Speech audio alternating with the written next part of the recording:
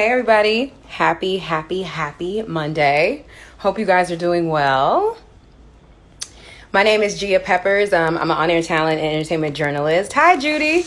And I'm here today. Hi Hotline Series. Oh, hey guys. To really dive into an update for our Black film festivals. And we know one, that we are so grateful that you guys continue to support everything that Watch UMC does and support the festivals that are happening, that have continued to happen in our history for so long. And we are highlighting these 7 organizations because they essentially have led the charge of what these festivals are meant to be. And we know that there are so many festivals out there, and we're so grateful that you all continue to make space for our creators and our filmmakers and our television makers. So we're very excited to have this conversation, and we hope it encourages more conversation within our communities because we know how important these platforms are and they deserve our support. So we're so excited to have you here today. We're starting off with Black House. And so I'm about to bring in Brixton Diamond, brand builder, entertainment industry influencer, nonprofit exec, and a philanthropist. But most importantly today, here on behalf of Black House. So let's bring them in. Hello. Hello, Hi. Gia. How are you? Good. How are you? I'm so glad this worked. I'm great. I know. I'm not trying to be Teddy Riley. How How's that look, feeling? we rebuke that spirit of Put it away. but how are you doing? How are you holding up during the quarantine? Holding up. I'm doing fine. It's Yes. crazy times, but hopefully there's a light at the end of the tunnel. Yeah. Lots going on, and so we're excited to see what the new world brings. Absolutely. That's literally all we can do. And we're here today to talk a lot about you and what you do. But of course, for people who may not know, we all know, but for people who may not know, can you tell us a little bit about Black House, when the organization was founded, and what your organization is really all about? Abs- Absolutely. So we were founded in 2006 and 2007. We opened our doors at Sundance Film Festival. Yes. And that really is the core of what people know us for. But we're about other festivals and other activations as well. But in that landscape, it really does give you the best view of what we do, which is Yeah. open doors and pathways for Black creators. Mm, In the early days, it was just filmmakers, but now it's web creators, it's digital folks, it's television, it's all around the world in every platform and every universe yes. that we're working on Quite getting folks literally. access. Yes. By Yes. the way, and we do fellowship programs, and we really advocate for Black folks in the industry. Is the core of what we're trying to do to make sure we make waves and ways to build careers. Yeah, yeah, and you guys have been doing such a great job. I was at Sundance, my first Sundance this year, and I stopped by the Black House and was so inspired by every creative in there, but also in the app. I got to connect with people. So thank you for the work that you do. Really, it's really awesome. Our pleasure. So wanted to ask you, yes, so wanted to ask you a little bit about what your organization caters to. Obviously, we just talked about Black creatives, but why is that so important as someone who's been in this industry for so long? Yeah, and the reason I'm in the industry is around Black creatives, quite frankly. I went to Sundance for the first time in 2005 and thought it was amazing. Hustle and Flow was the first movie I ever saw there. And I was like, Wow. where are the Black people? Because we have stories to tell, and Yes. we are vibrant creators of culture. And so I went back the next year and still more great stuff and activity, but not more of us. Right. And so, quite frankly, our co-founder, Carol Ann Shine, was working in the Queer Lounge and said to one of our co-founders, Ryan Tarpley, and me, we ought to do this for Black folks. Yeah. And so it really was around this notion of there is this great landscape where incredible things are happening. And Yeah. our festivals are fantastic and powerful and bringing up the best and the brightest. And we want to own everything, right? We want to be everywhere. Yes. And so Sundance was another platform for us. And we thought we could create a space and an entryway for our brothers, sisters, and everyone who identifies non-gender identifying Mm-hmm. into the space. Mm-hmm. And so that's what we do. We go down and we break down doors and make sure there's a seat for you in that audience. And once there's a critical mass, we say to the festival, all right, put our stuff on the screens. Where are we, and how do we make sure that we're showing up and we're breaking sales records and we're doing all the things that we know we can do. We just need to know the place is there and to create a space for people to get into it.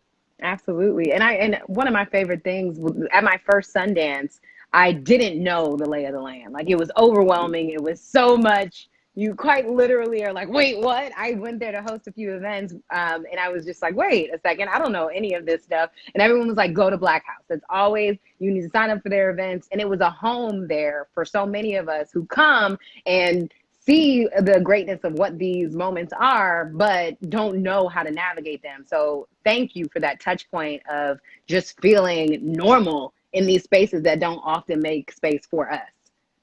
Absolutely. And that's what it's all about, because, it's not necessarily that they're designing it to exclude, but it excludes anyway, right? Right. And so for us, that's been Sundance. We've been at Sundance 13 times in the last 13 years. We've been at Tribeca 7 times. I have to write my numbers down. We've been at LA Film Festival 7 times, which doesn't exist anymore. TIFF, Toronto International Film Festival 6 times, and AFI Fest 5 different times. Wow. So each of those places, not as big as Sundance, but really specific to the festival and the opportunities that are there for Black content creators. Absolutely. Well, if you guys are here, I see you guys commenting. A lot of people said they've been to Black House. They want to go to Black House. So definitely make sure you guys are supporting. Yes.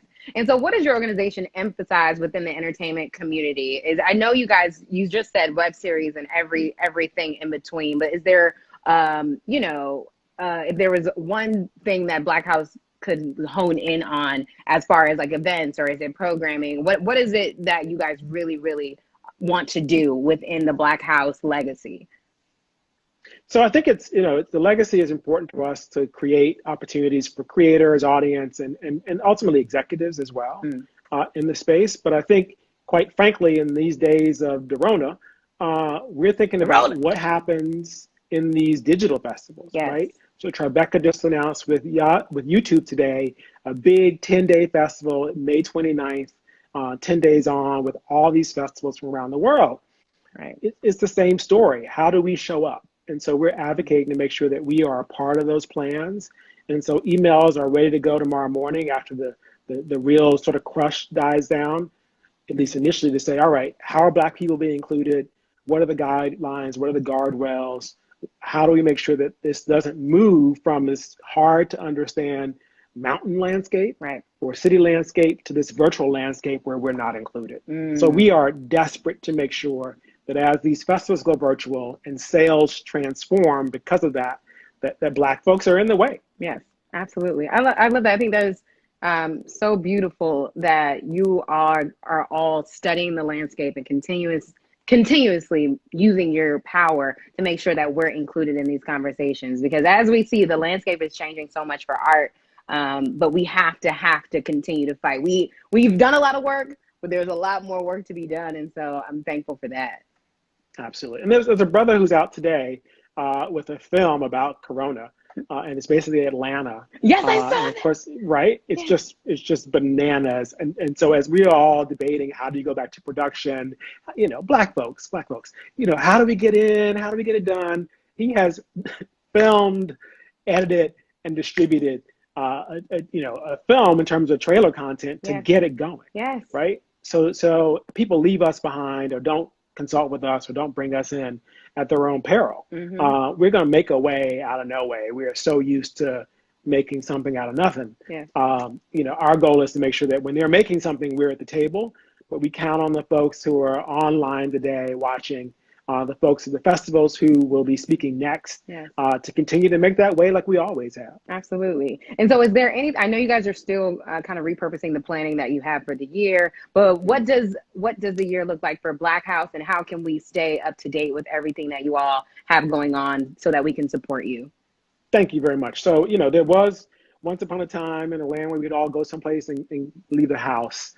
Plans for us to be at Cannes with Spike as the jury president. Yes. Oh. Just take a moment for that. We were working on plans to go to Just for Laughs Comedy Festival in Montreal in July, because comedy is such a big part of the entertainment landscape that we live in and that we dominate, and we want to make sure that we're on the forefront. And then the next piece for us is always AFI Fest. So that happens in October this year. And we've been at AFI Fest for things like 2014, when we had a partnered clips and conversation for Selma, that became the premiere for Selma. Mm. And so we're hopeful that the fall will bring more activity and we can get back up to speed. But on our Facebook and Instagram and Twitter, we are posting the latest sort of pertinent news about what's going on in the space. And so following us there and tracking that news and making sure that, again, we're in the way is how people can support us because they're supporting the cause of Black content. Absolutely. As well, making demands for all these streaming platforms. Again, we're about the business of making sure Black folks are getting sustained career in the entertainment space. So making sure that as Peacock and Quibi and all these lines come up, you're watching the Black content and you're putting messages in to demand more of it. Because when we come back to production, we make sure that we are not left behind. Yes. And so we asked executives inside these shops to collaborate with us because we want to be both the hammer and the carrot. Carrot and the stick. Yes. We want to be able to say, look, you got to be producing Black content with Black crew and Black talent. Black House is most specifically focused on creators and crew. Yes. But beyond that, you got to make sure that you are putting us on all these platforms to make sure that you're satisfying our audiences, which already over-index on all these platforms for consumption. Absolutely. Wow. Thank you just for your 10, 15 minutes. Before you go, is there any words of advice you can give to our creators out there? This is obviously a crazy time to be a person who is looking to pitch or move forward in a community that is honestly struggling to get any income, much less create platforms and movies and programming. So is there any word of advice you have for any creatives who may be looking for some inspiration? So 2 words or 2 phrases. One is safely create, right? Don't go risking your life or anybody else's to create stuff in this really unsettled time, right? But write, right? Write, hone your craft in terms of editing, and just make sure that your work is sharp. We always say just create, but create safely. And then the other piece of that is engage your audience. Right now is the time people are at home. You see Insta Live just popping off. It's time to engage folks really deeply. Yeah. So if you believe you have an audience or your work has captured an audience before, deeply engage those folks when you have them captive. I mean, that's kind of Machiavellian. But the notion is, since they're sitting there, make sure that you're compelling in terms of what you've already produced, what you're creating on the come up, but also just really diving in and engaging that audience so they're ready to support your work and the stories you're telling. I mean, you see it in the stuff we have. Yeah. I mean, Insecure was on last night.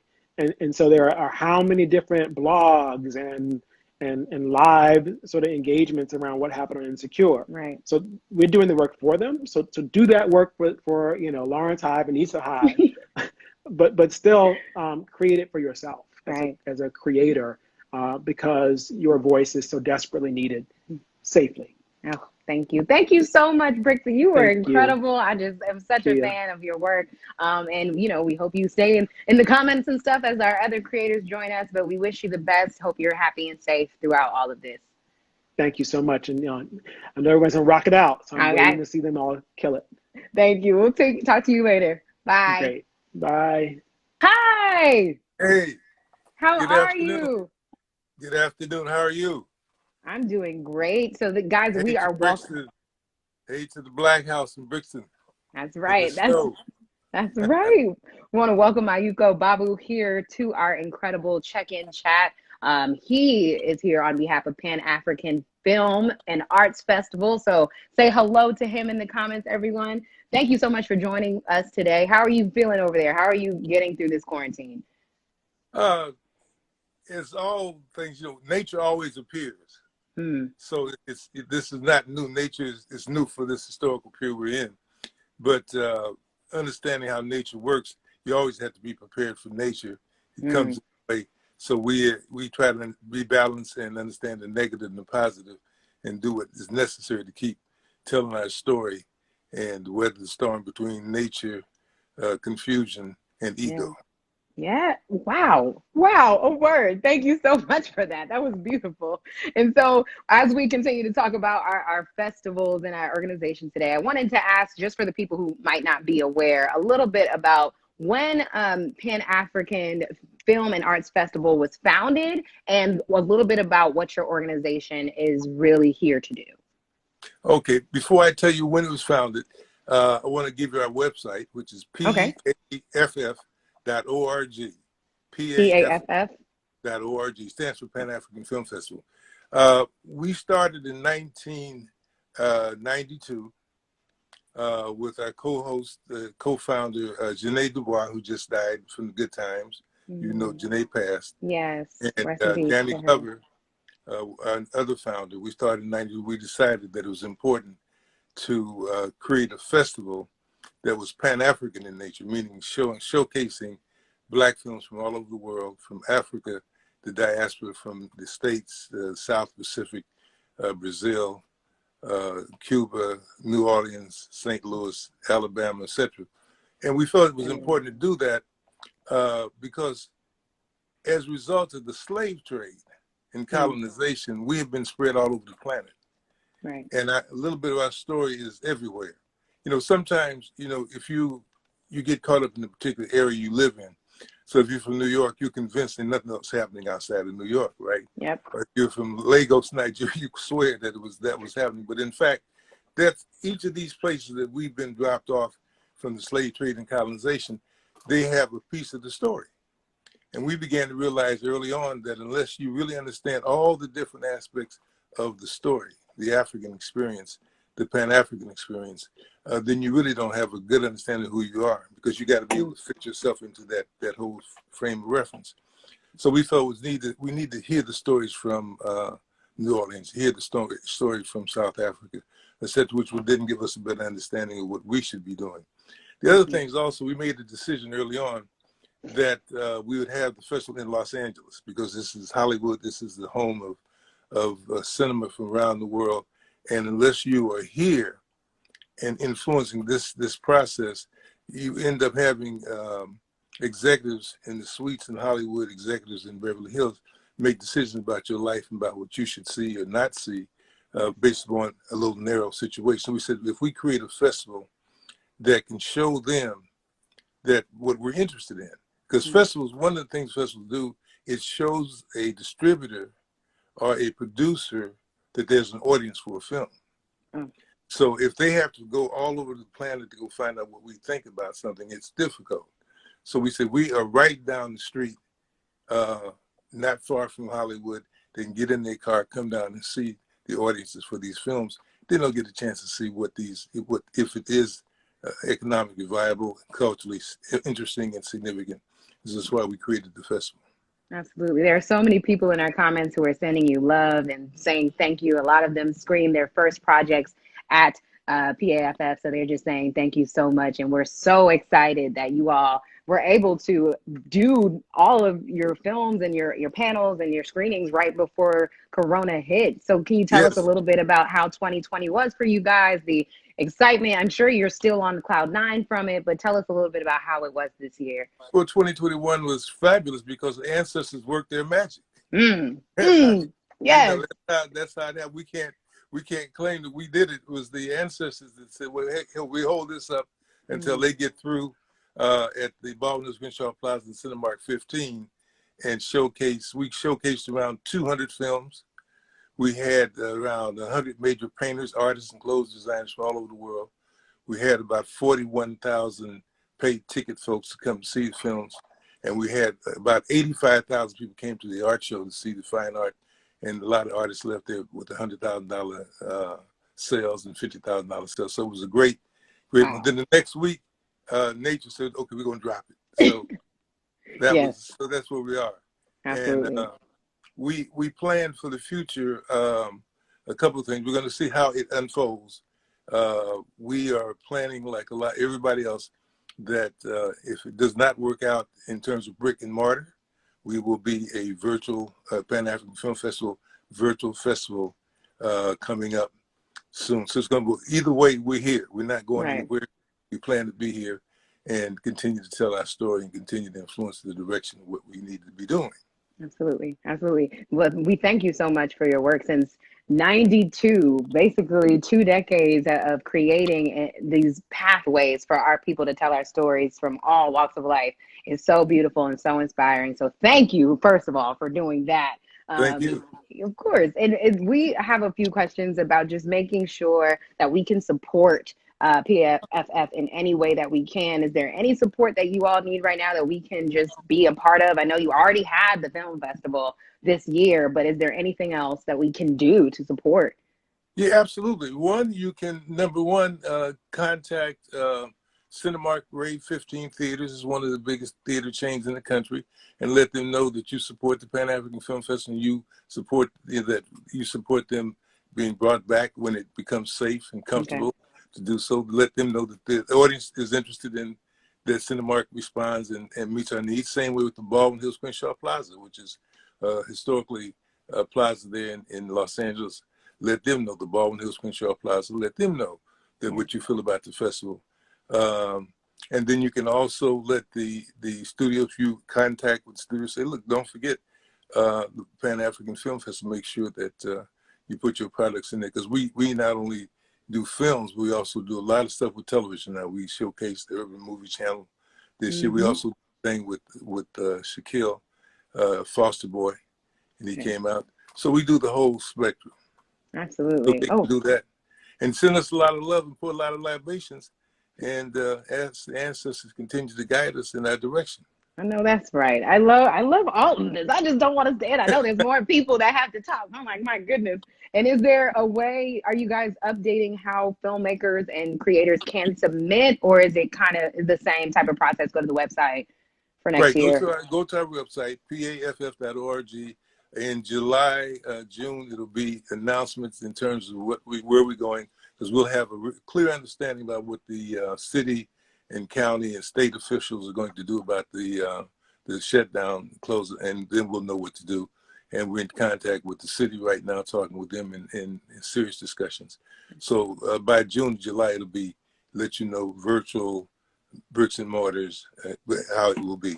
Absolutely. And before I let you go, there's a lot of people on here who are checking in and sending love and light. But for any creatives who feel a little anxiety over the uncertainty of the moments that are happening right now and it's affecting their creativity, what advice can you give them to just stay focused and to still do what they're called to do? Well, I'll quote Wole Soyinka, who is the other brother who won the Nobel Prize along with Toni Morrison from Nigeria, and in a play called Death and the King's Horseman. There's a big debate about the calamity that's going on. And Wole, the King Horseman, the horseman, this is the man who's in charge of all the horses for the king. He said, now don't forget, we got past slavery. We got past the drought. We got past colonization. We were here at the beginning.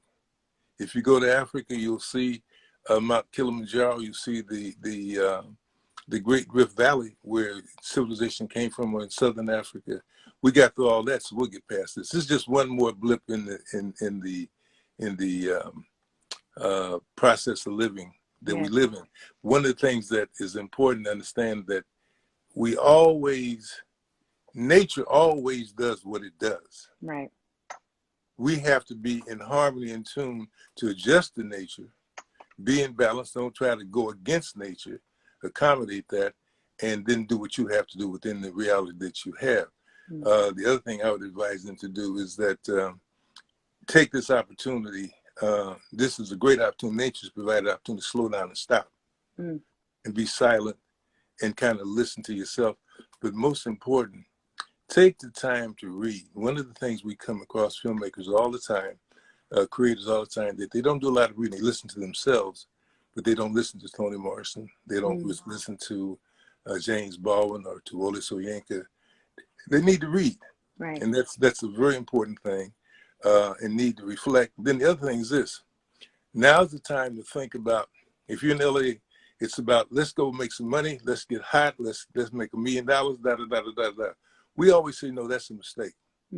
If you direct yourself and organize your life to create and to organize a middle class living, a middle class income, if you aim at that, then you can continue to be conscious and do conscious and entertaining work and do it. But if you try to get rich, you got to sell BS. But if you just maintain middle class living, you can do conscious work. So Alfred Woodard's example of that. So try to understand where you are within the context of that, and stay in balance with nature and be in harmony. And don't be afraid. This is a natural phenomenon. Yeah. I mean, one of the problems is Gil Scott. Gil Scott Heron. Yes. Gil used to say that America leads the world in being shocked. Yeah. So all of a sudden, everybody's shocked about the virus, shocked about, well, okay, but it is a natural phenomenon. So that means what goes up, goes down, what passes, what happens, it passes. And then you adjust to the reality and don't get caught up in the shock and awe. Get kind of understand the science, understand the meditation and do your yoga breathing, etc., and do your study and bond with your folks and take this opportunity to do a lot of meditation, sit still and be silent. Yes. And listen. Yes. Thank you so much, Baba. We appreciate you so much. That was a beautiful 15 minutes. Again, guys, make sure you all are checking out PAFF.org. If you're not already following Pan-African Film Festival, Film and Arts Festival, make sure you're following them on here. We got to support every film festival we can. We thank you so much. I hope you enjoy the rest of your afternoon. And maybe you'll stay tuned. We don't know. I'm gonna stay tuned, and you made my day. And it's wonderful. We haven't had this kind of opportunity for festivals and events to get together in about 20 years. So that's I'm very excited about this. Last time was BET. Yeah. So with Reginald Hubman. So thank you so much. Of course. Have a great afternoon. Yes, ma'am. Bye-bye. Bye-bye. Yes. I was like, I'm here. I'm not sure she can see me. I haven't done this before. Oh God. It is the scariest thing when you first go live, but now you are here. I know. And now we are happy to have you. Nicole, first of all, I just want to send you so much love. Thank you so much for being with us today. You are, of course, a superwoman. We love you. Please. We respect you. Thank you so much for being here. Thank you. Thanks for having me. I appreciate you having me. Of course. You know, we had to have the queen. Okay. I was watching the ABFF honors like last night when Regina Hall was trending online. Mm-hmm. And when I just remember being in the room and she was cracking everyone up. And I was just like, I can't wait till the next ABFF events. Like, you guys are doing such incredible work. How are you holding up? Thank you. I'm good. I'm getting used to the new reality. I don't want to say it's the new normal because this is not normal, and it's just our reality right now. And we will make it through the other side as long as we follow the rules and stay safe and do what we need to do, So I'm good. How about yourself? I'm doing well. I'm trying to, be still, use half the time being still, and then doing half the time like creating and just being obedient to this moment, because we don't have a choice. So we don't have a choice. We don't have a choice. It's funny. Honors was like the last event before things shifted. It was the end this year. It was the end of February, and then once we got that in, a week, 10 days later, it was like, all right, stay at home, everyone. Wow. And we're happy we got that in this year. How was that this year?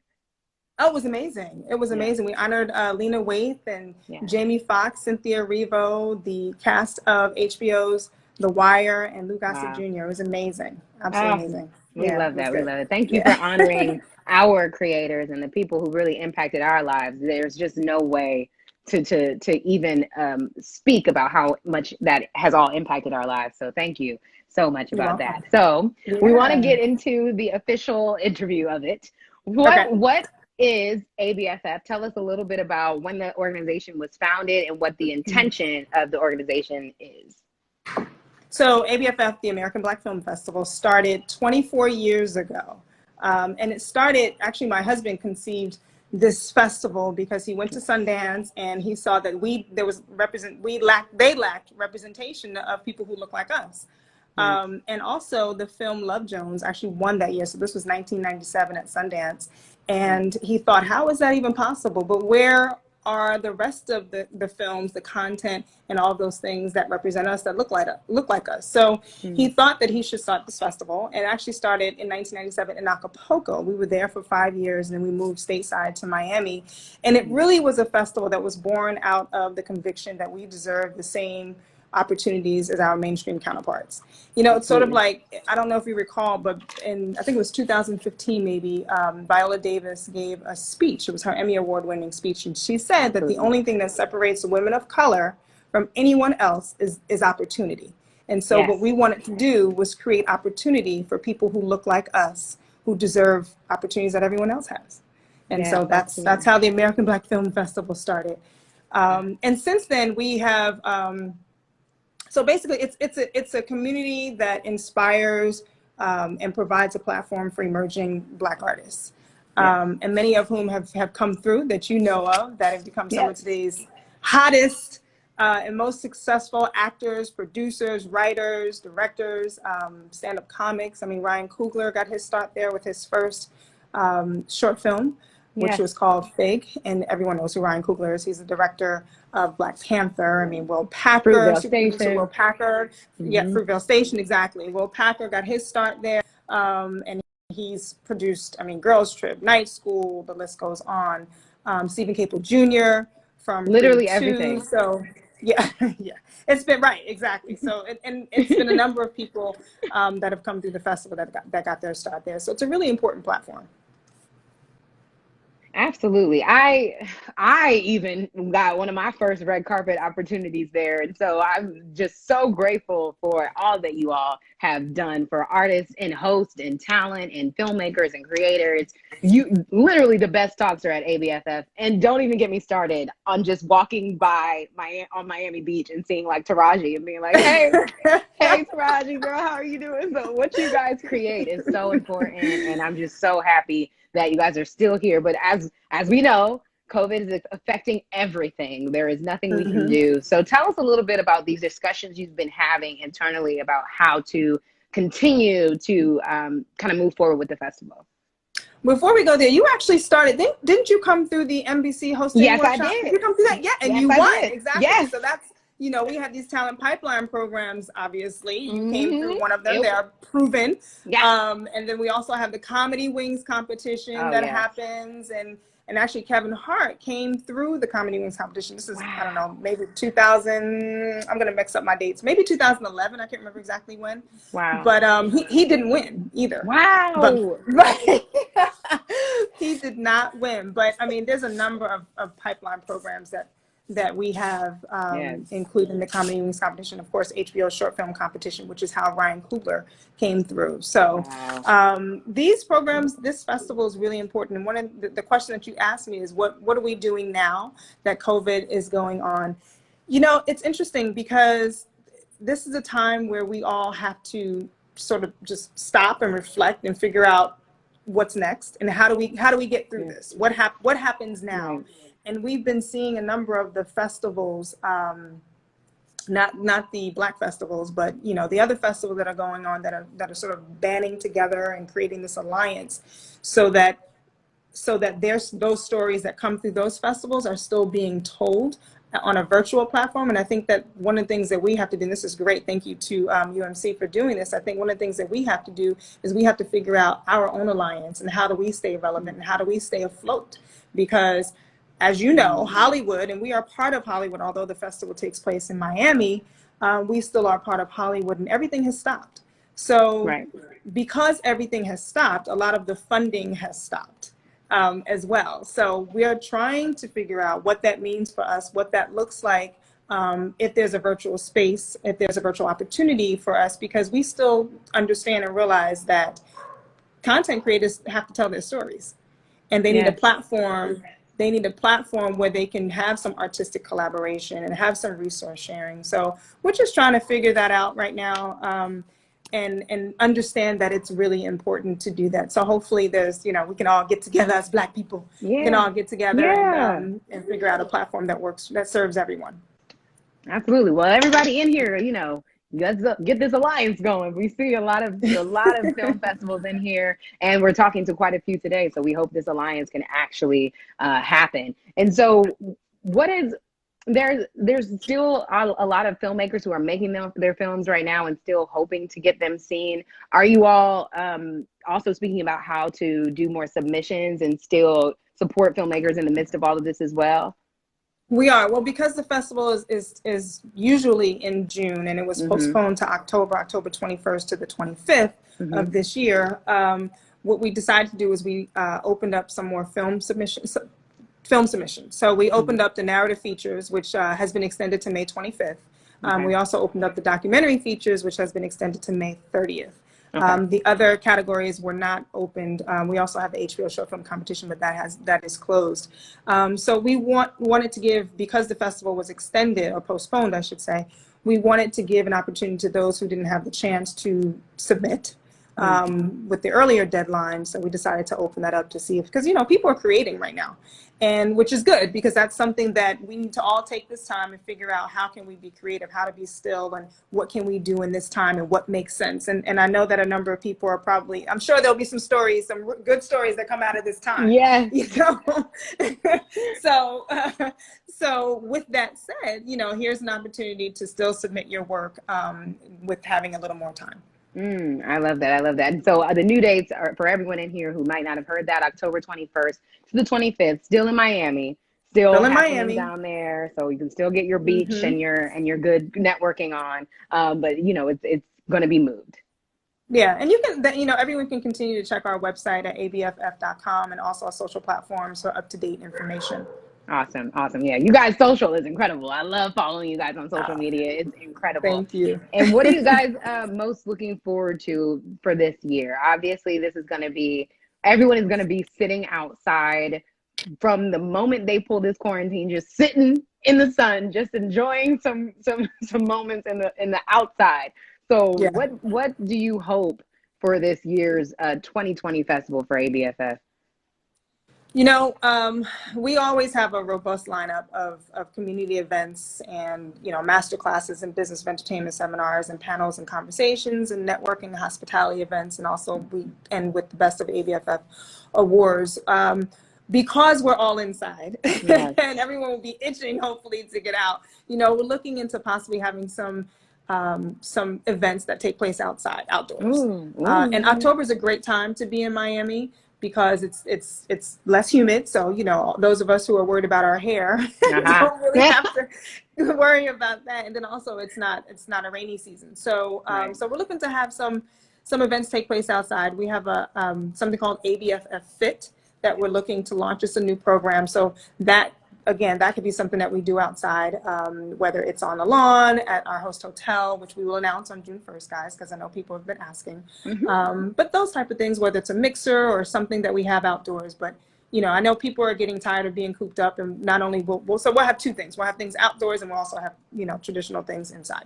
Absolutely. And you were getting there a little bit about, you know, creating during this moment. So I wanted to ask you, before you go, what are your words of advice for any creators who are feeling just overwhelmed right now? If there's anything that you could tell them and leave with us, what would you say? I would say that, you know, this has happened for a reason. And I think that, you know, we live in a state of everything has to happen right now. You know, we live in a microwave world. And people are impatient, and I think they don't take the time that's necessary to really look inside and create. And I think that I would say to them, take this time, stop, and really take advantage of this time, because we probably won't get this time back again. And I think that if you were moving very quickly in this world, maybe this is a time to stop moving on that same speed and slow down and listen and write, and maybe even journal. I mean, I think now's a great time to journal about what's happening, what you're feeling, what you'd like to come out of this, how you'd like to come out of this, how you'd like to walk in this world once we get on the other side. So that's what I would say. And I'd say to content creators to stay encouraged, you know, and watch and read, watch TV, watch television, watch the creators, and consume, consume, just consume, read, consume, think. Be quiet, sit still. That's what I would say to everyone. Wow, Nicole, and breathe. Thank you so much. This was so great. Thank you so much. Again, the ABFF film, well, ABFF is still happening October 21st through the 25th. And please stay up to date with their social media. You guys, if you're not already following them, it's American Black Film Festival on Instagram, right? Yes, it is. Awesome. American Black Film Festival on Instagram and abff.com. October 21st to Ah, the 25th. Thank you. Thanks, Gia. awesome. Of course, I'll Thanks, talk to you soon. It UMC. was so good to see your face. Yes. You too. All right. Take care, See you honey. later. You too. Bye. Bye. Hi. How are you? I'm good. So, everyone, we are now live with Bronze Lens founder Kathleen Bertrand. How are you?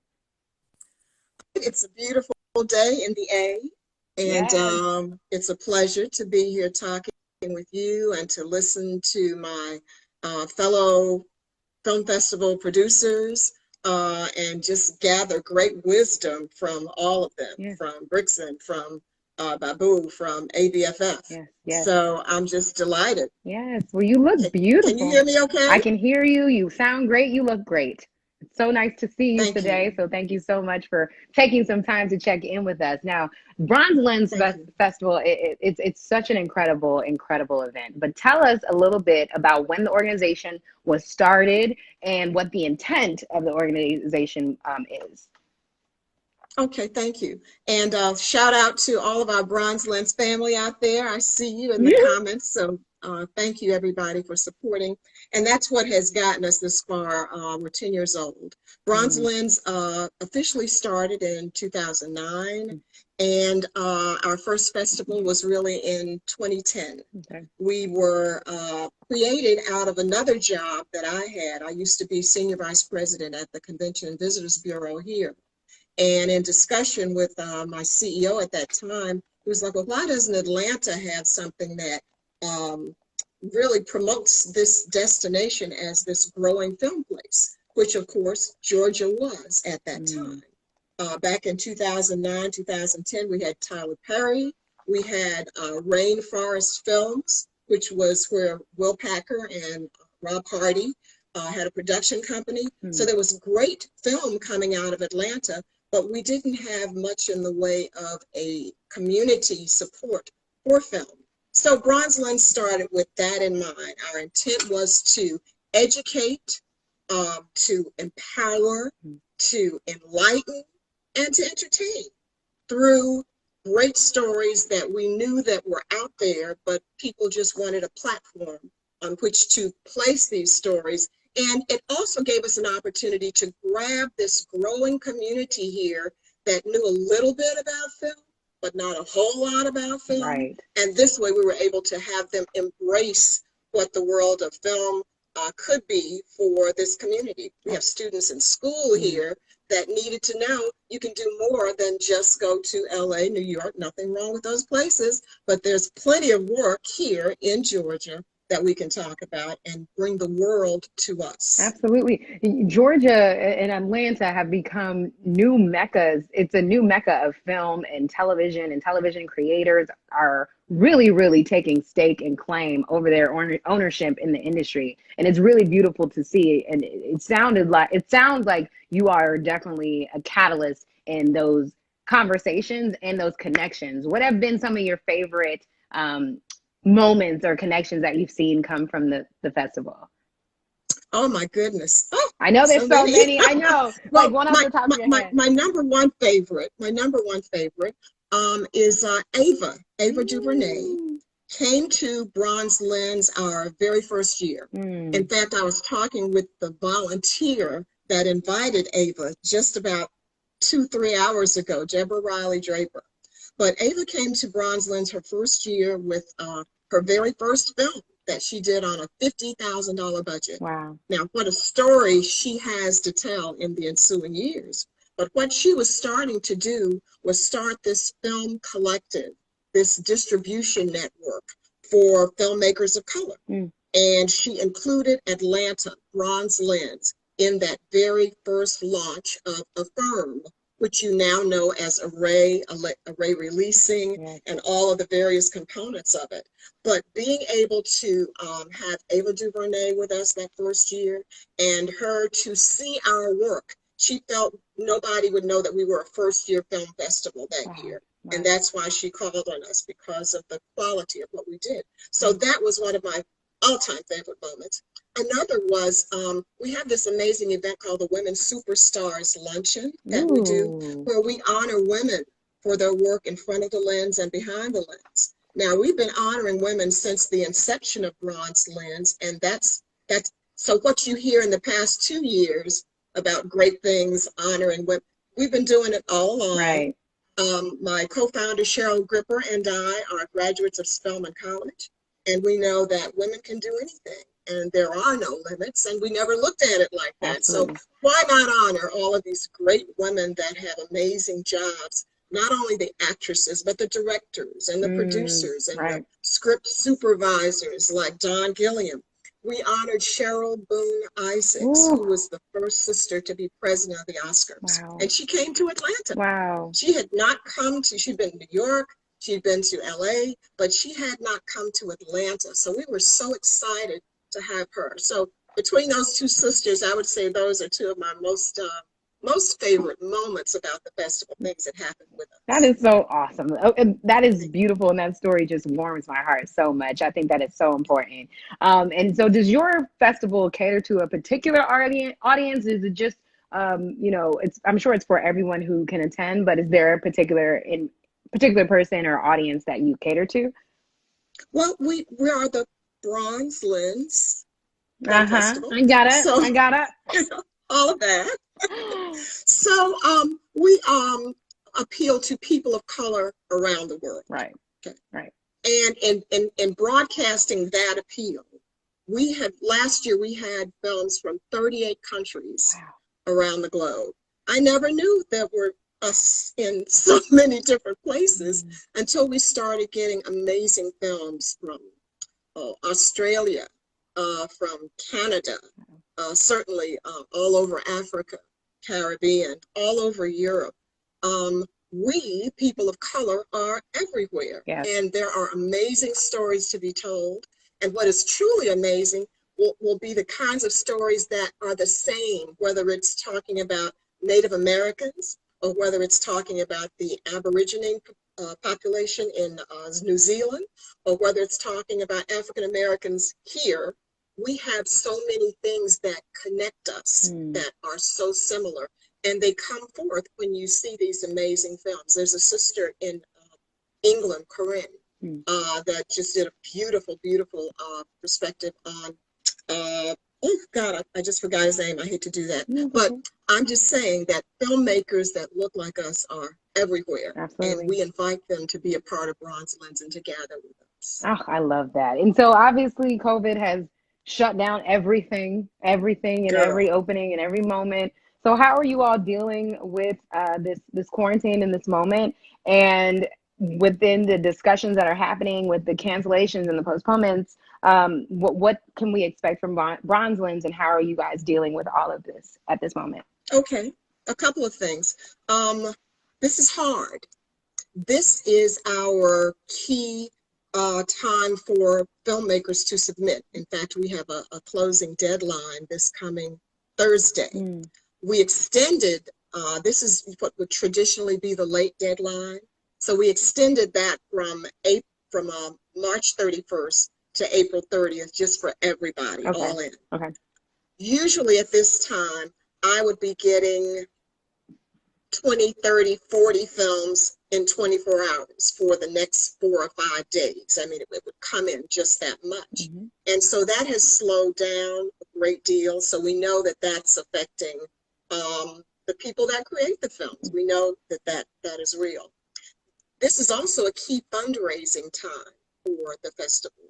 This is the time that I am talking with sponsors and still submitting proposals and sending out invoices and all of those kinds of things.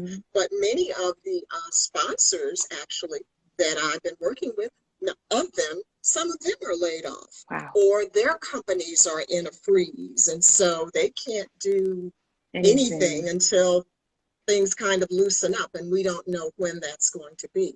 So in the interim, one of the things that Bronze Lens will do starting next Wednesday, the 13th, is a similar Instagram kind of a discussion. It's called Bronze Lens Live. Okay. And we're going to bring out some of the amazing people that have been with Bronze Lens over the years that just have done amazing things, have great careers, have morphed into a different area, And I think they have great stories to tell because they can inspire and encourage and let our filmmaking community know that there's a lot that you can still do.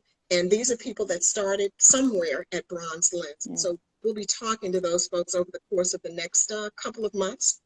And then trying to decide, going virtual in August at our usual time of year, or do we delay for a live festival closer to the end of the year? Our concerns, based on the things that we keep hearing, is this second wave of whatever it's going to be. Right. Our concern is, will people have the money and have the will to travel? Airline, to book hotels, to drive and be in a crowd. All of those are concerns that we're weighing now as the various reports come in from the World Health Organization or the CDC. So we're just trying to listen to the flow and be aware and want to keep ourselves safe and want to keep the people that support us safe. We still need the support, but we want to make sure that everybody is in a safe place. So we're going to announce our official selections in June. June, I don't have the date, we'll publish it on our line. And by then we will know what our decision will be, and we will announce that as well. We've been virtual for the official selections of Bronze Lens for like 6 years. Right. We announce it on Facebook Live. Okay. So we'll be doing that this year, announcing the official selections and make a decision by then to announce as well. Okay. Okay. There's some people in here asking you to say the extension for submission is until which date? April 30th. April 30th. 2 days from now. Awesome. Okay. And then you will be giving more updates about the actual decision, whether to go live with virtually Festival. Or in person on your social medias. Right, Awesome. right. Awesome. And we have a very robust social media team. And we also have a newsletter that announces a lot of our big announcements that we do. So we will be flooding those two ways of communication to let people know for sure. But in June, we will announce the official selections of Bronze Lens 2020. Awesome. Awesome. And we are hoping the best. We are so thankful that you really are just concerned about the people coming. I really appreciate that. I'm sure we all do. You have to be. There's so many people that are out of work. Right. Or so many people that are just able to put together a film. Yes. And so I don't know what we can do to alleviate that. I can't fly them in. I can't put them up in a hotel. Right. I can't relieve those things, but I can still show their film. I can judge their film and have their film judged by high quality people that are in the industry so that they have a sense of where they fall. I mean, those things we won't stop doing. Right. It's just a matter of whether we do, how did Babu put it, with bricks and mortar? Yeah. Or whether we do it virtually. Okay. And that's something that we are seriously weighing for our concerns as well as those of our filmmakers. Absolutely. Well, thank you so much for spending a few moments with us. We really hope you have an incredible My pleasure. time. This is so awesome. This is so awesome what you've done today. So thank you, UMC. Yes, thank you, Gia. Thank Pleasure you. meeting So you. nice to meet you. I And, hope I meet you in person soon. Soon. We'll see you in the A. Yes, Okay? absolutely. Have All a right. great evening. Bye. Thank you. Bye. So how are you doing? How's everything going with you for the quarantine? How have you been? It's going pretty well. It's 7 o'clock right about. So right at 7, just as it happens, I'm assuming everywhere else, all the music starts on our block. Everyone gets outside. They're like clapping, screaming. So they just, there's someone in our neighborhood, I don't know who it is, who plays a different song every night. And tonight it was I'll Be There, Michael Jackson. Oh. So, we've had lots of Bill Withers. We had Etta James last night, stormy weather. It was a rainy day here in Brooklyn. So it's been as uplifting as it can be during these very abnormal times that we're all getting used to. And, I like what Nicole was saying earlier, and that, we don't want to necessarily call this our new normal, but it's just our new reality. And, we're hoping to resume some resemblance of the normalcy that we knew sooner rather than later. Absolutely. So, Absolutely. You have a good block in Brooklyn. Oh, they are rowdy. It's awesome. Yes. And how are you? I love that.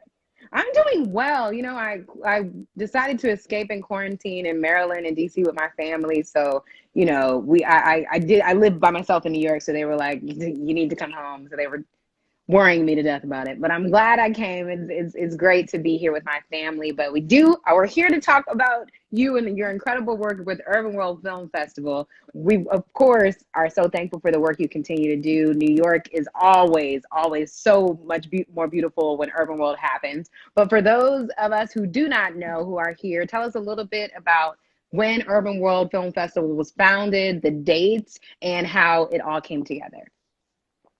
So we started 24 years ago, unofficially in 1996. So Stacy Spikes, who's the founder of the organization, he was working at Miramax. He was a marketing executive, and just really felt like there was no outlet, no platform to showcase content creators of color, and just content. And so wanted to do something that was multicultural from the beginning, and really wanted to identify partners and people that were going to help him build a new community, a community that we look at as not only the content creators, but the audiences, and our partners. Yes. So in 1996, he did a little pilot run at the Vibe Music Seminar, and they had a film component.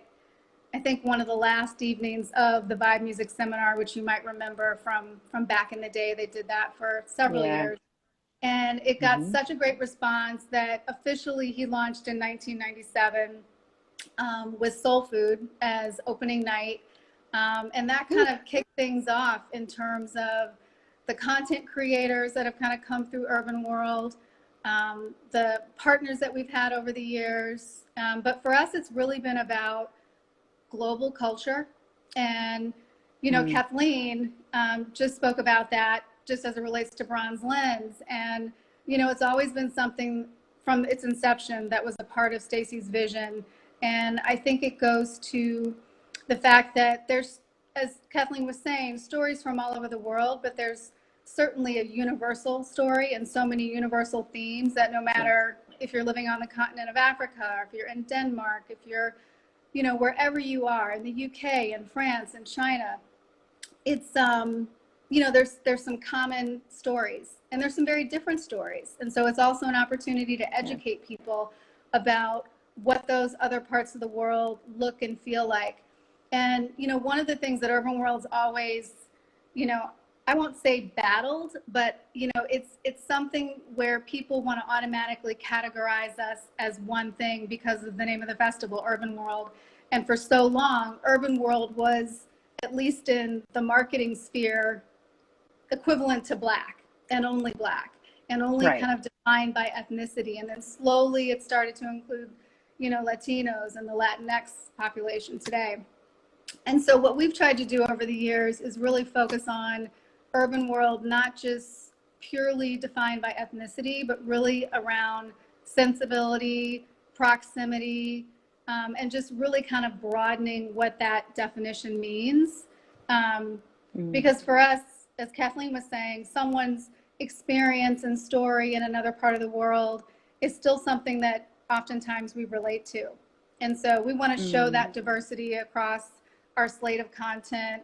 We show features, we show both narrative and documentary, we show music videos, which has also, been a really fun category that we've added, a few years ago. And then obviously web series. So there's a lot of different entry points for how people, can access the festival as a platform to showcase their work. Absolutely. I've been to Urban World, I think, every year for the past 4 years, and it's one of my favorite festivals. Obviously, I'm biased because I love working with you. I hosted the brunch last year, the Sunday brunch. It was so fun. So thank you so much for always having me and support and letting me host anything there. I love that festival. It's one of my favorites. We love it's so there. Great. And really so, thank you. Thank you so much. And so obviously, you guys literally run the gamut of content. You are one of the first places where a lot of these filmmakers get to walk their first carpets and have their first feature films and their first premieres. You guys are the game changers in so many stories. So as you guys think about what's going to happen for this year, what are the internal conversations looking like, and how has it impacted you all internally as far as making plans? You know, I've kind of looked at this the last several weeks as just, I call it the COVID crash course, because there's so many things that we are being required to address now and to think about now and to get creative about now and innovate now. And it's honestly exciting, because otherwise I think there's some things that we wouldn't be looking to do until, 18 months from now. Wow. And so we're doing it today. And we're trying to just manage dynamically and really figure out what things are going to look like in September, because I think restrictions can be lifted and guidelines can be put in place, but at the end of the day, it's going to come down to how people feel and what they're comfortable with in terms of a live event piece of things. So just being really mindful of that. And obviously New York, there's a lot of activity here. It's a hot spot for the reality that we're all living. Yes. And so trying to be considerate of that, but also, also trying to figure out what's a virtual opportunity that allows us to take all the things that we typically do and create them in a way that is as close to the live community building experience that you have at Urban World. Right. And so, our hope is that, we have a hybrid version, but I think, I'm excited about the opportunity to have a virtual version of some sort, no matter what. We've already started doing some virtual things. One of our partners, Warner Media, we're doing a program with them that's been happening over the last couple of weeks that's called The Insiders. Ooh. And it's basically, taking advantage of some really talented writers who are a part of one of their internal initiatives called 150, and giving them an opportunity to create a short story that is focused on this whole Zoom culture that's developing. Wow. And so Zoom is a part of that storytelling. And it's something that we've partnered with a production company, and, through social media, we'll start to push those stories out. So just trying to be innovative in the moment. And as a lot of the people that you've spoken to prior to me have been saying, it's a time to focus and develop and also take a moment, as people have been saying, we're put on pause for a reason. And I think it's an opportunity for us to take in a lot of the things that are around us that we normally don't have time to take in. So whether it is reading, whether it's going on one of these virtual museum tours and being inspired by that, or it's listening to a podcast, or whatever it is that can inspire you in the moment, whatever you can do to kind of count the beauty that happens in the little things that we experience each day. And perhaps that translates in some way to your creativity. And so the writing and the development, that's what we should be focused on now. And hopefully we'll be able to soon be back in quote unquote production mode. Yes. But it's, and that's exciting, but we want to do it the right way. We want to do it safely. And so we're looking, we're taking that same guidance in terms of what happens in September. We'll still be late September 23rd to the 27th. We'll have a presence. Okay. And we're in the process of just figuring out, again, how virtual that presence is. What are the live components that we can add to that virtual presence?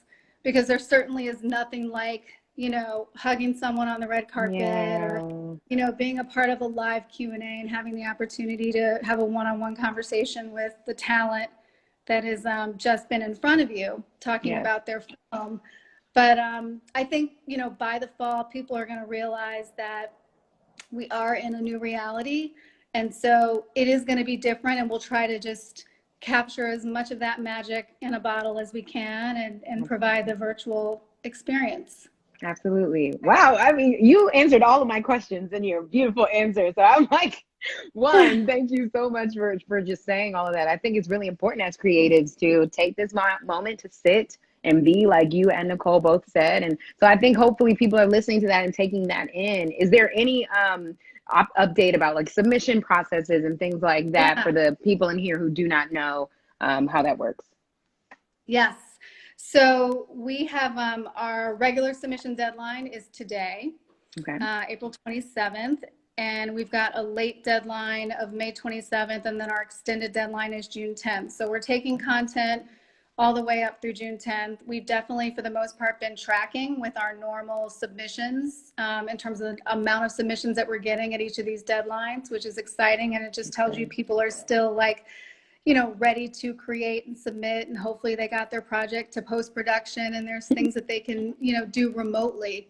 But I do want to say that, you know, for anyone who would like to submit, we are offering a special discount for the folks that are on this call and representing. Hey. So I'm just going to call it out. It's pretty simple. It's UW20 UW20 discount 25. Okay. And it'll be a 25% discount off anyone's submission. So it's UW20 discount 25 is the code. Then anyone who is in Film Freeway where you submit, and you can go to our urbanworld.org to get the link to our page on Film Freeway to submit. Awesome. But we encourage everybody. We're excited to see your work. Yes, we are so excited. Thank you so much for giving the discount here. What an exclusive opportunity, guys. You all are very special people if you are getting the literal co-founder to give you this incredible discount. So thank you so much for thinking of everyone here. Everyone, please make sure you follow the Urban World Film Festival, UWFF, right on social media for all the updates. And we just are so grateful you spent some time with us today, Gabrielle. Thank you. Thank you, Gia. And thanks to UMC for doing this. I think it's great. And someone said it earlier, it's all about just the alliance that we create with our fellow festivals. We're all one community trying to advance inclusion. Yes, absolutely. Well, we will talk to you soon. I hope you enjoy the rest of your evening and you guys have a great time on your block. Thanks, Gia. Take care. You too. Talk to you soon. Hello, Miss Hazel Joyner-Smith. Hello, how are you? Good. You look gorgeous today. Thank you. Welcome to Tennessee. Yes, I haven't been there in a while. I hear it's nice down there. How are you doing? I'm doing well, and thank you for doing this, Gia. This is a wonderful opportunity, and you're doing a great job. Thank you so much. Look, I'm trying to keep it together with all the technical difficulties. We're hanging in there. It's a learning field at that point.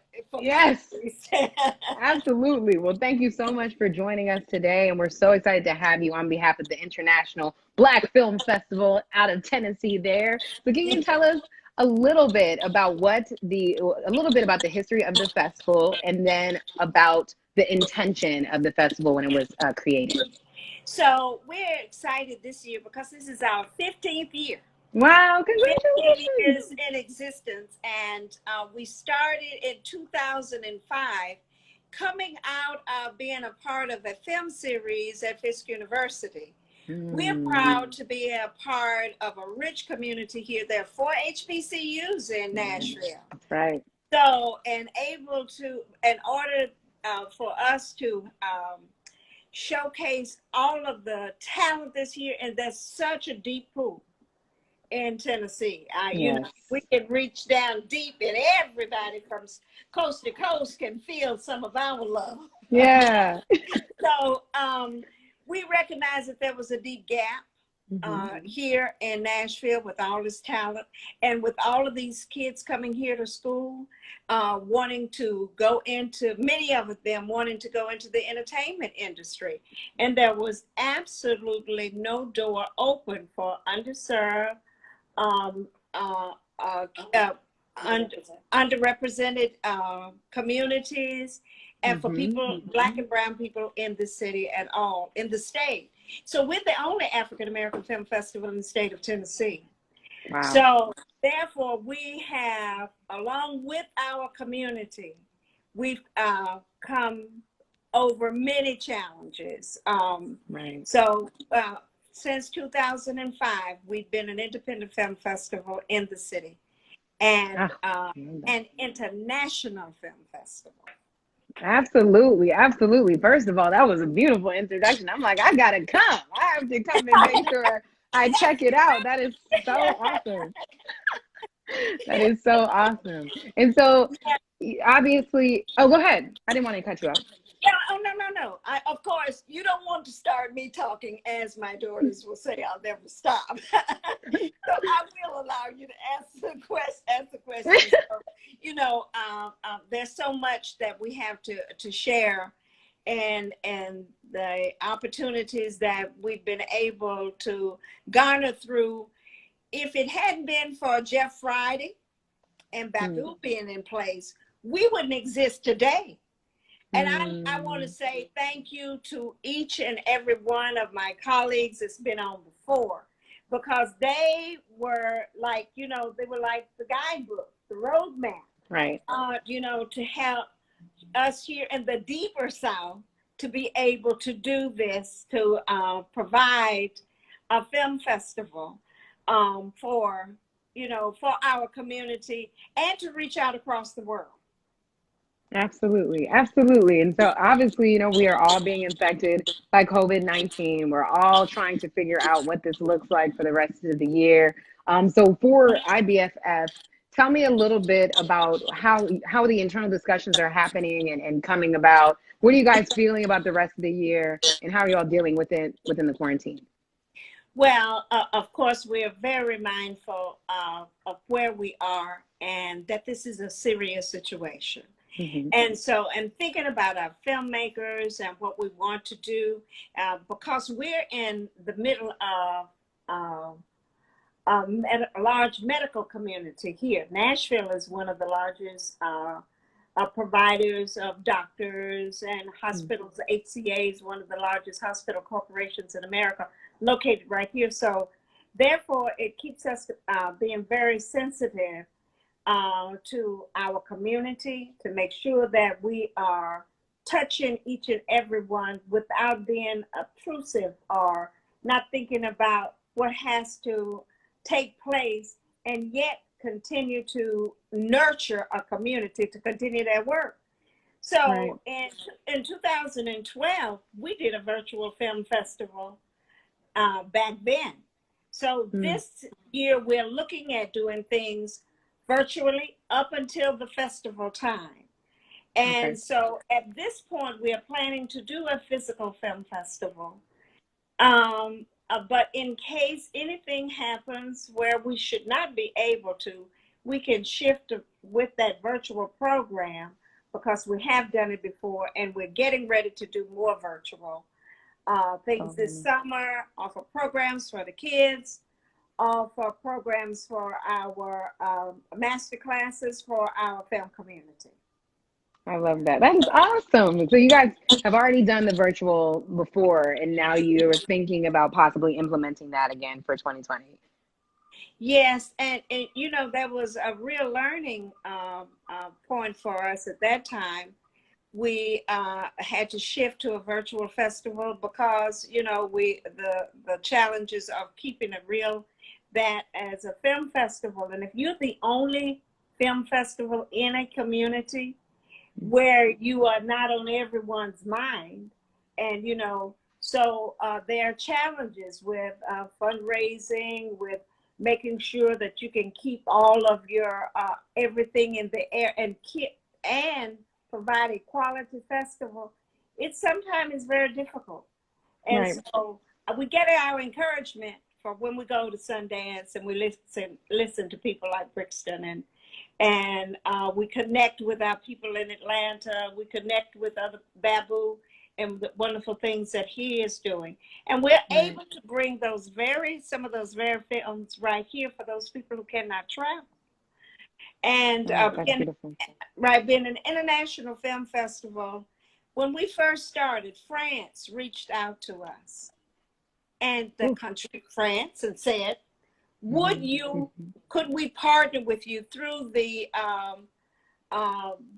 cultural attaché from the French consulate, and said, look, you serve our community too, wherever French is spoken in the world. So could we partner with you? So we have been working with France since the beginning, and now Canada has come and asked us through their Canadian consulate to come on and be part and partner with them. Yeah. That is awesome. That is really, really awesome. You guys are doing such great things, and it's so awesome to hear you speak about it with so much joy and passion. It seems like a really awesome festival. And so, when are the exact dates that you all are doing for the people in the room who might not know? And how can they continue to support you either online or on social media? So our festival dates are starting September the 30th through October the 4th. Okay. And our film submission dates are May 29th as our last deadline. And we may Okay. extend some because we understand, that people are having these many situations, not being able to film and trying to get things in. So, we're doing an extension probably will come later. But, Okay. I want to say, too, that we also appreciate UMC and Brett Desmute for doing this. We reached out to him and he thought it was a great idea and would just love what ABFF is talking about in alliances. This is the whole thing in the very beginning. Yes. How do we connect with one another so that we can each be stronger? We have great filmmakers here out of Tennessee. Debbie Allen was one of our first persons to come on from LA. Oh, And I love Debbie. Yes, and stand with us. And she's been with us as an ambassador for us always. So we are connecting wherever we can because we can't do it alone. Absolutely. Is today your birthday? Oh! Friday was my birthday. Oh, someone said happy birthday. Well, happy belated birthday. I hope you had a great birthday.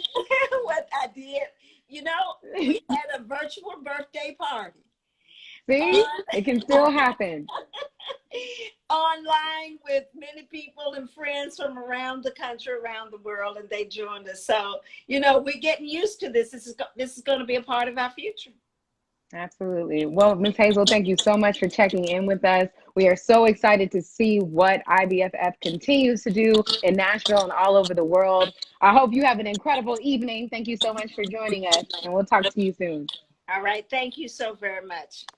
Of course. Have a good one. Hi. How are you? Good. Oh, look at your smile. You're gorgeous. Good to see you today. Thank you. I'm great today.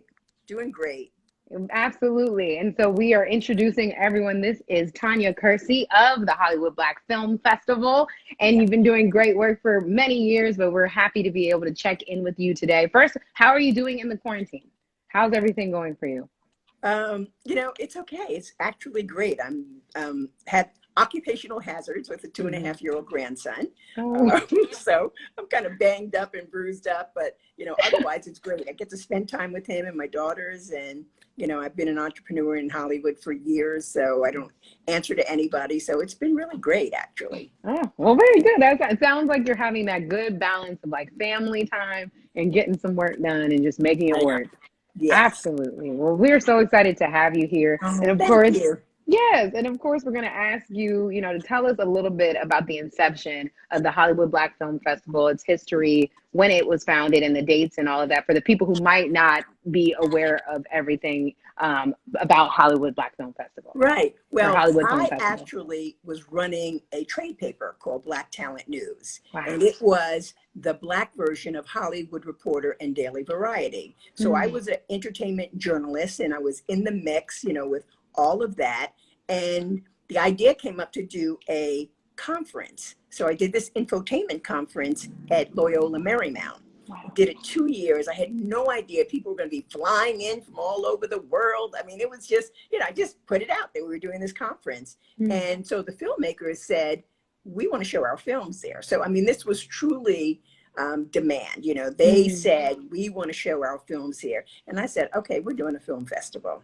And that's really how it all started. So, you know, my whole background in starting it was all about educating filmmakers and, you know, reporting on what they were doing and giving them opportunities, because Hollywood Reporter wasn't doing nothing for us. You know, Wow. they weren't mentioning any of our projects. So that's where I filled the gap. And so that transition, the first year, the dean of USC School of Cinema and Television, she wanted to have more diversity. And so she invited us to launch the film festival on the USC campus in the film school. We had some of her, you know, some of her big star people like Danny DeVito just sent us money. I mean, it was crazy. You know, they knew that we were doing it there. And it just worked out. You know, people came in from all over. It was very organic, but very exciting. And, you know, just kind of blew us out. And then we actually outgrew that space in 1 year. And, you know, moved around a couple of times. And, you know, now we're happy in Hollywood. Yeah. And it's really, really grown. And, you know, the best thing about it for me is I always wanted to reach out. And so we have been to Nigeria because they invited us to come over and do the Hollywood Black Film Festival there. And, you know, Nigeria is Nollywood, and that's the third largest film market in the world.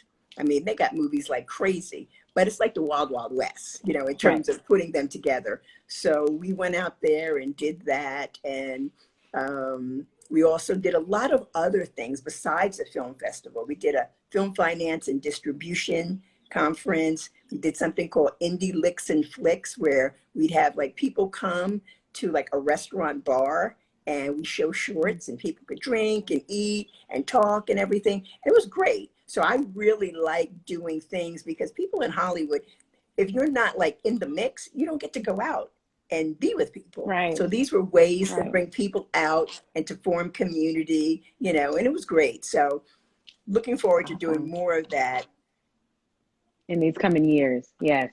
Yes. That is awesome. And so, you know, how has the Hollywood Black Film Festival been dealing with the quarantine? And I know you have, you know, moved around and done quite a bit of moving and evolving on your end. But as far as just this year and the plans and the way that COVID-19 has affected everything, have you guys been having internal discussions about what you plan to do with the rest of, you know, what's left of this year? Well, you know, it's so crazy because this was going to be our big comeback year. Right. And we hadn't announced it or anything, but we had been working feverishly on it. And then this came up, and I realized right away that we weren't going to be able to go when we normally go in October. That's where we've been for. We started in February, moved to October, and it looks like we'll be moving back to after Pan-African for 2021. So that's kind of where our focus is now. And then hopefully we're going to be now online, and virtual is so big, not for filming, but just for educating filmmakers. And that's a big part of our festival and our conference. So we hope to do a bunch of boot camps and, you know, free things for the filmmaking community so they can learn, you know, how to put together their projects and how to pitch them and all those kinds of things. Awesome. Yeah. Wow, that is really awesome work. I'm excited for that because a lot of people in here have been, you know, talking a little bit about pitching and that whole process. So I'm excited to see what will come out of those classes. That's very, very important work. And so 2021, we're looking to go after the Pan-African Film Festival. For submissions, do you guys have an idea of how that will work and those dates and moments happening for any filmmakers that might want to submit their project? We are playing it being really loose right now. Because I mean, me personally, I'm not doing anything until like July, August, September. Right. I mean, I'm just, you know, I know people are going out to the beach and doing, no.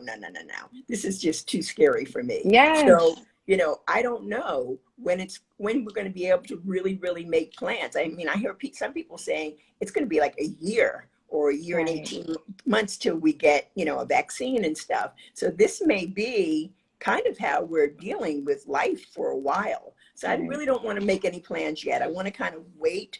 I think our last date would be, we have to make a decision by August. So if we're going to go at the end of February, then we're kind of on the Sundance. And really, that's how the film festival started. That's the other. we modeled it after Sundance. Wow. We wanted to have a industry film festival where all the studios showed up, the agents, and, you know, God bless, this is what's happened. You know, we've been really blessed to have, you know, just about everybody you can think of has spoken at the film festival, white, black, you know, whatever. But, you know, that's been a really big, important part of us. Because I think, you know, like Brixton was said, what they do is amazing because they kind of bridge that gap between just being like a film festival and doing business. Right. And that's what we've always been about is, you know, we want people to, you know, start to go after deals and things right there. We'd love to have people, you know, saying, okay, everybody's talking about, we want this film, and, you know, have that kind of news coming out of the festival because it's important. Black filmmakers do amazing, amazing work, and especially internationally, because we've opened the festival with a South African film a couple of years ago, and the audience was crying. I mean, they got up and they said they have never seen anything like it before. It was because it was a love story, but it was set in South Africa. Wow. So that was the difference. And just being in a different place at a different time, and just the way they were dancing in the club. I mean, it was all something that we could really understand and relate to, but it was there. Right. And so since then, we started a sidebar for films out of the diaspora. And we get films Japan, let's see, Canada, Australia, London, for all over. Black filmmakers making amazing movies. And, you know, film, it's a universal language like music. Yes. So, you know, as long as you understand what they're saying, or you've got, you know, you could see the words right there on the screen, the stories always resonate. Absolutely. I love that. And I love that you are coming back and putting all of this importance on the storytellers and the creators and the moments that really, really bring us together, like you said, and move us to tears even. So it's really awesome to see you come back and do it. Why did you think now was the time to bring back the Hollywood Black Film Festival? Well, you know, it was just a lot of things happened. You know, we're a small team. And, you know, when something happens to one or somebody's parent passes away or something, you know, it causes a huge, it disrupts what we were going to do. And so we have to be cognizant of that. And we just had a little bad spring right there. And it took a while. And we got back up on our feet. Yeah. And so we're ready to go. And you know what? I grew up in New York. I'm a native New Yorker. And I always loved that Spike Lee's Filmmaker Foundation did his weekend of TV pilots. I don't know, you're kind of young. You may not remember. I'm aging myself, but it was great. And we would go, it was the Writers Guild, and hundreds and hundreds of people would go, and people would show their TV pilots. Wow. And, you know, we've always taken television and web series, but I think, you know, for 2021, our what we're going to really focus on is television, because film can be turned into television. And now with streaming companies, you know, you make a movie and it can be a limited series. You know, there's no more lines. TV, film, it's all the same kind of thing now. You see, you know, Regina King doing amazing work. Yes. You know, those are like little movies that she's doing. So that's going to really be a big focus. I want to come out strong with a really good television competition, and, you know, bring in people so they can show their pilots and people can see them. Because when they did it with Black Filmmaker Foundation, I remember it was like years ago, but it was just fabulous because everybody came. We just watched pilots all weekend. Wow. That sounds like a dream. Well, we are so excited for you and so excited for the return of Hollywood Black Film Festival. For all of the people in this incredible conversation, how can they stay in contact and stay up to date with everything that you have going on and the announcements that you'll be making?